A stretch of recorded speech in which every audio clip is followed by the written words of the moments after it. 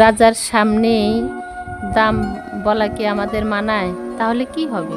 পাখি তার নিজের মুখে দাম বলবে। কি বলছে এসব? পাখি আবার কথা বলতে পারে নাকি?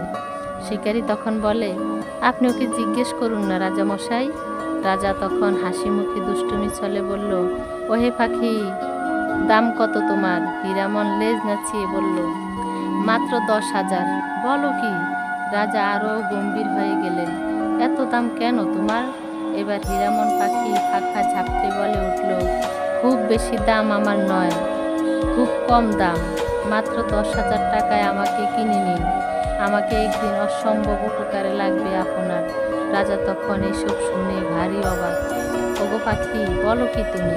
তুমি আবার আমার কি উপকার করবে? এই বলে রাজা হাসতে লাগলেন। পাখি বলল, যথাসময় তার প্রমাণ পাবেন। পাখির কথা শুনে রাজা খুবই মুগ্ধ। পাখি যখন পণ্ডিতের মতো কথা বলে, রাজা তখন বিস্মিত। পাখিটা শুধু মানুষের মতো কথা বলে তাই নয়, জ্ঞানী মানুষের মতো অনর্গল কথা বলে। সব কিছু দেখে রাজা অবাক মনে গেলেন। রাজকোষের প্রধানকে বললেন, শিকারীকে 10,000 মোহর গুনে দিয়ে দাও।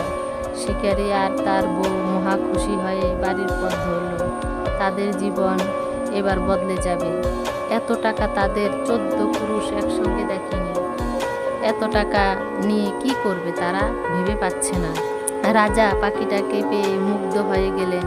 সে প্রশ্ন করে, তিনি পাখি সেটার উত্তর দিয়ে দেয়। রাজার মন মেজাজ কেমন? রাজা কখন আনন্দে থাকেন, রাজা কখন হাসবেন, রাজা কখন গম্ভীর হবেন, পাখির যেন সব কিছুই জানা।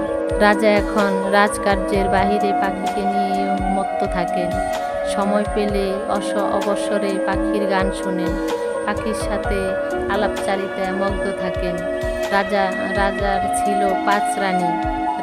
রানীরাকে কোথায় আছেন রাজার সেদিকে খেয়াল থাকে না। রানীদের ভয়ানক হিংসা মনে মনে।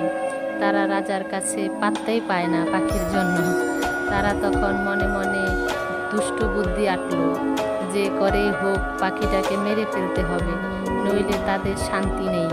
কিন্তু রাজা পাখিটাকে চোখে চোখে রাখে, রাজার সাথে থাকে। সে হীরামন পাখি। রানীদের সুযোগের বড় অভাব। তারা ভেবে পায় না কিভাবে পাখিটাকে জব্দ করবে।